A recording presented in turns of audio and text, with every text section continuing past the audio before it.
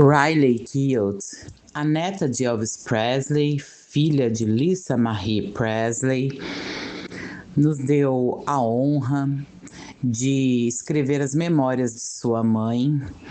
E aqui nós podemos saber um pouquinho de como foi a morte de Elvis Presley sob a visão de Lisa Marie.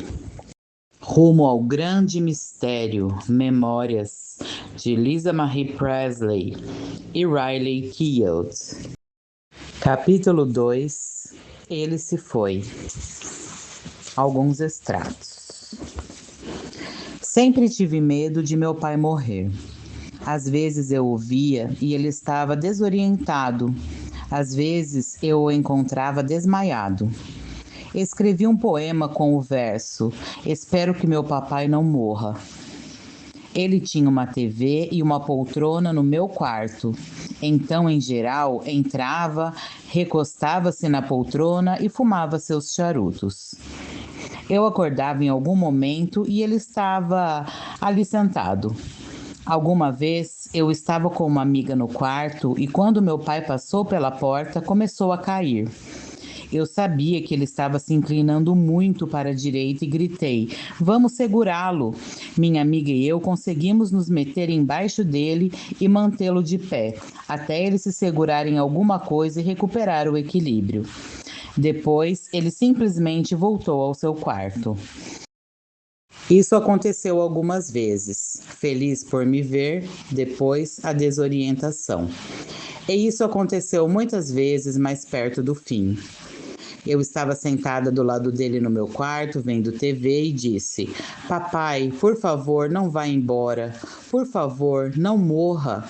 Ele respondeu: "Não vou a lugar algum." E então sorriu para mim. Eu sabia que alguma coisa trágica ia acontecer, o que me fez querer protegê-lo, cuidar dele. Uma vez eu estava passando pelo quarto do meu pai, que estava prostrado de costas. Vi a barriga muito inchada e isso me apavorou. Alguns dias depois, eu estava no meu quarto com minhas amigas. Estávamos na cama de hambúrguer, vendo aquele filme triste, Glória e Derrota. Lá pela metade do filme, de repente, fiquei muito preocupada com meu pai. Fui ao banheiro dele e o encontrei caído de cara no chão. Ele tinha se apoiado no suporte de toalhas, que se quebrou. Desci correndo e chamei Delta, que pediu ajuda. Eles o sentaram, ele bebeu um pouco de café e, com a ajuda dos funcionários, conseguiu ficar de pé. Eu o vi se agarrando às pessoas que andavam pelo quarto com ele. A certa altura, a cabeça pendeu, mas quando ele me viu na cadeira, nos entreolhamos e todo o seu rosto se iluminou.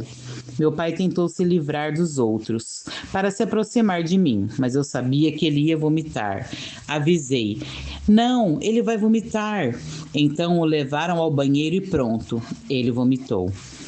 Eu não dizia nada, não conversava com ninguém, só internalizava tudo.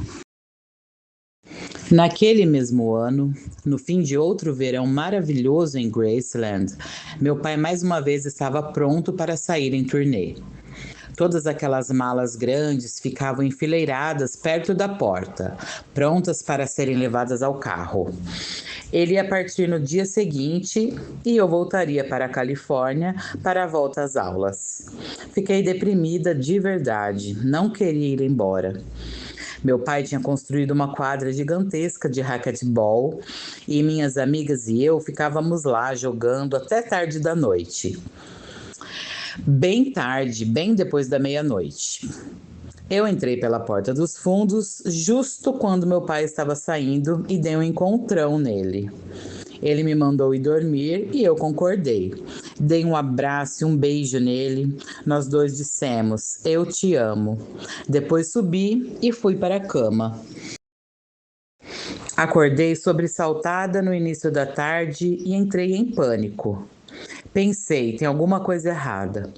Havia uma energia diferente. Não era incomum que eu fosse acordada por um tumulto. Certa noite eu fui acordada por furadeiras, marteladas, cantoria. Estava acontecendo de tudo. Meu pai inventou que o órgão fosse levado para o andar de cima para ele tocar e cantar gospel no quarto, mas o instrumento não passava pelas portas e por isso foi feita uma grande obra. Encontrei Joey Esposito e perguntei: o que está acontecendo com meu pai? Cadê ele? Seu pai está doente, respondeu Joey. Como assim? Saí correndo até o banheiro dele, que era enorme, tão grande que tinha um lavatório só para o seu cabelo. O box do chuveiro era gigantesco também e meio que dava a volta no cômodo. O quarto também tinha um closet enorme com uma cama para quem quisesse tirar um cochilo, imagino. Tinha 2 entradas, uma delas no meu quarto. Disparei para o banheiro e lá estava ele. Assim que vi meu pai no chão, tentei correr até ele, mas alguém me segurou e me puxou para trás. Tinha um monte de gente em volta dele, movendo-o e tentando reanimá-lo. Eu gritava como louca. Sabia que a situação não era boa. Então fui retirada do quarto. Muitas vezes eu o encontrei caído no chão ou incapaz de controlar bem os movimentos do corpo. Era por causa dos barbitúricos. Fui carregada e levada ao térreo. Subiram com uma maca. Fiquei na sala de jantar. A porta da frente estava escancarada. Desceram com a maca pela escada, bem na minha frente. Não vi o rosto dele, mas vi a cabeça, vi o corpo, vi o pijama e vi as meias ao pé da maca. Eu me desvencilhei de quem quer que estivesse me segurando e corri na direção da maca. Alguém me puxou para trás. Precisavam continuar tentando a reanimação. Foi tudo muito rápido. A morte ainda não tinha sido declarada. Ele foi levado para fora e comecei a gritar que queria ficar com ele, que precisava dele, chutando e esmurrando quem me segurava, tentando me livrar da pessoa, mas não consegui escapar. A porta se fechou. Para ser justa, se eu tivesse alcançado meu pai, teria visto o rosto dele, que estava distorcido, e isso me traumatizaria ainda mais. Depois tivemos de esperar e perguntava sem parar: ele vai ficar bem? Ele vai ficar bem? Ele vai ficar bem? Alguém respondeu: só estamos esperando o hospital telefonar com notícias. Peguei minha amiga Amber, sobrinha de Ginger Alden, e subimos para o meu quarto. Acendi um cigarro enquanto esperávamos, borrifando o limpa-vidro no ar, na esperança de ninguém sentir o cheiro. Lembro que Ginger, de algum modo, teve tempo para fazer o cabelo e passar maquiagem. Ela estava vestida nos trinques. Tinha se passado cerca de 1 hora quando eu ouvi meu avô aos prantos. Aquele barulho. Nunca vou superar o som do choro dele. Não dava para entender o que ele estava dizendo, então desci. Conforme me aproximava, conseguia ouvir: ele se foi, ele se foi. Todos estavam na sala. Meu avô, Ginger, minha tia Delta, minha bisavó, todo mundo. Todo mundo, menos o meu pai. Quem se foi? Perguntei. Seu pai se foi, ele se foi, meu filho se foi, respondeu meu avô. Eu fiquei furiosa, fiquei vermelha, dei meia volta e comecei a correr. Ginger tentou me segurar pela blusa para me manter ali, mas eu corri feito louca. Nem sei para onde. Acho que eu corri escada acima, de volta ao meu quarto e tranquei a porta. Não me lembro do que eu fiz depois disso. Eu simplesmente não sabia o que fazer.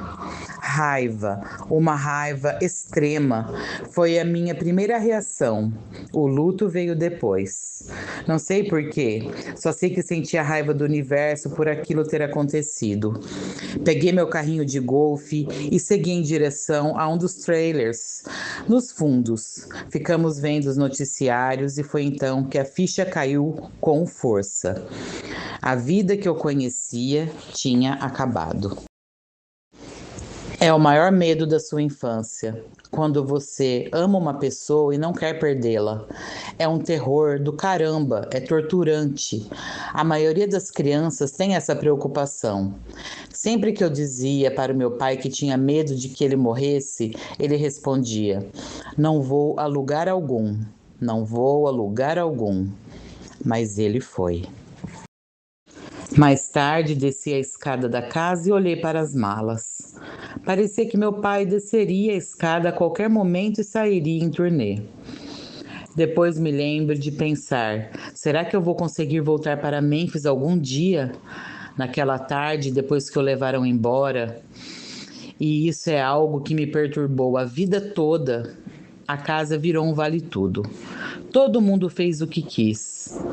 Tudo foi roubado, levado, joias, artefatos, objetos pessoais, antes mesmo que ele tivesse sido declarado morto. Ainda é possível encontrar coisas daquele dia em leilões. Soube que minha mãe vinha me buscar, e isso foi o pior. Eu me senti invadida. Graceland era o meu lugar com meu pai, e eu não a queria ali. Ela ia estragar tudo. Eu tinha minhas amigas, tinha gente por perto. Não só minha mãe ia me levar embora, o que eu não gostava, como também ia comparecer ao funeral. Eu até achei que não poderia mais voltar para lá. Meu avô ainda estava vivo, então eu queria uma desculpa. Mas será que ela deixaria? Enfim, ela apareceu e eu estava em um carrinho de golfe com uma ou duas amigas. Eu me lembro dela, parada na escada na frente de Graceland, gritando meu nome, acenando para me chamar. Eu simplesmente acenei de volta e continuei no carrinho. Ela gritou: Como pode estar em um carrinho de golfe numa hora dessas? Mas eu não dei atenção alguma a ela. Estava chateada demais. Não entendi nada daquela bronca, mas refletindo agora, entendo que ela deve ter pensado em como aquilo parecia aos fãs que estavam na rua. Eles podiam me ver e minha mãe deve ter pensado que pegaria mal eu ficar dirigindo um carrinho de golfe com minhas amigas depois que meu pai tinha acabado de falecer, porque o mundo todo tinha parado. O velório estava programado para ser um evento público. Trouxeram meu pai para casa. Colocaram-no na sala de estar, a sala que antes era do piano, à direita de quem entra. Fiquei muito feliz por ele estar ali. Senti que tinha sorte. Eu me sentei na escada que levava ao segundo andar com duas amigas e vi um mar interminável de gente andando em fila, desmaiando, gritando e chorando em um sofrimento intenso. Não sei se alguém me viu. Talvez tenham visto, mas estavam ocupados demais olhando para ele. Por horas incontáveis fiquei sentada olhando. De hora em hora, as ambulâncias do lado de fora levavam mais alguém. As pessoas desmaiavam sem parar.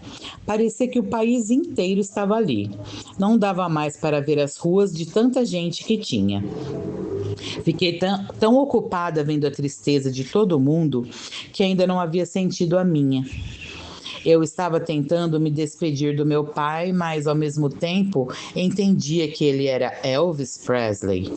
Entendia que sua persona e o que ser Elvis era o que mais amava na vida.